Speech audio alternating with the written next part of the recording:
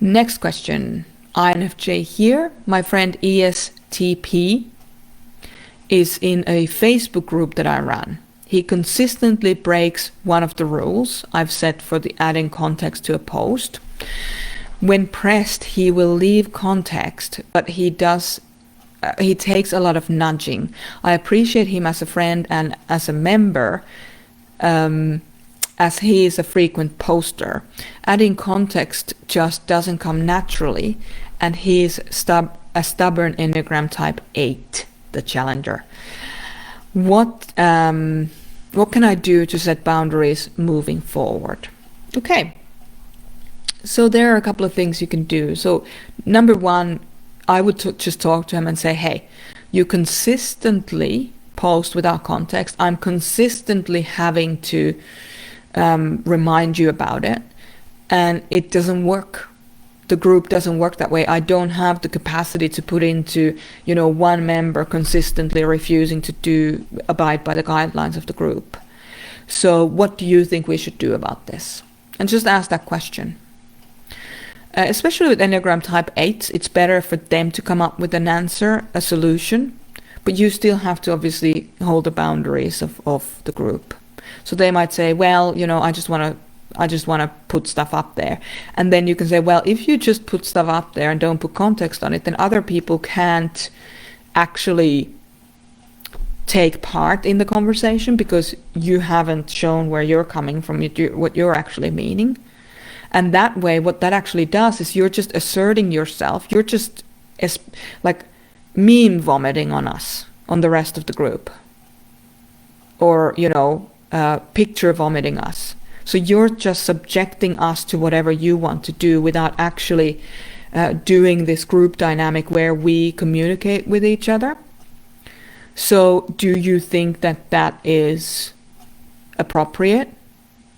And they might say, oh, well, blah, that's just what I want to do.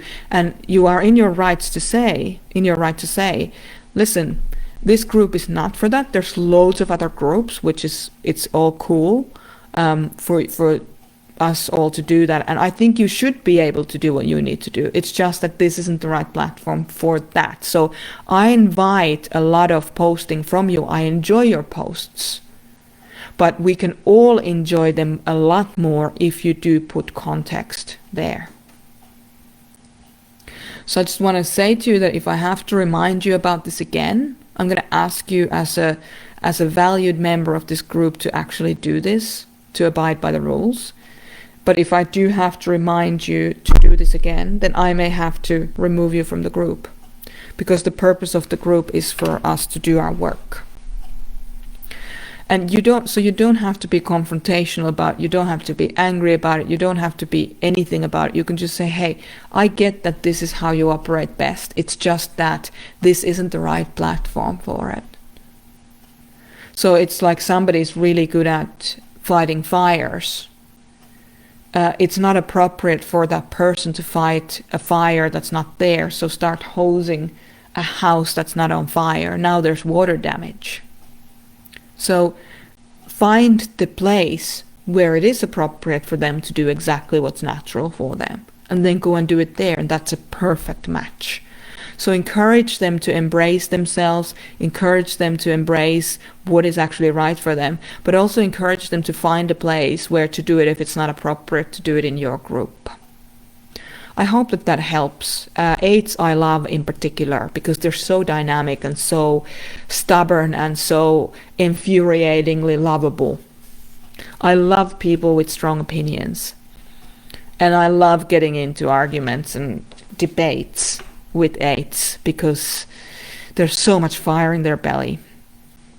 But I will tell you that in these kinds of situations, and if you don't enjoy confrontation, then ask them, these are the parameters. How do you think what you're doing is fitting into that? So that's what I would say to that. I hope that helps. ESTP type 8 on the Enneagram. Gotta love that. Gotta love their just highly, especially in men, like highly masculine power where they just break through things and with certainty and consistency. So where is it actually appropriate to have that kind of assertion? Encourage them to have that. Everybody should have what they want.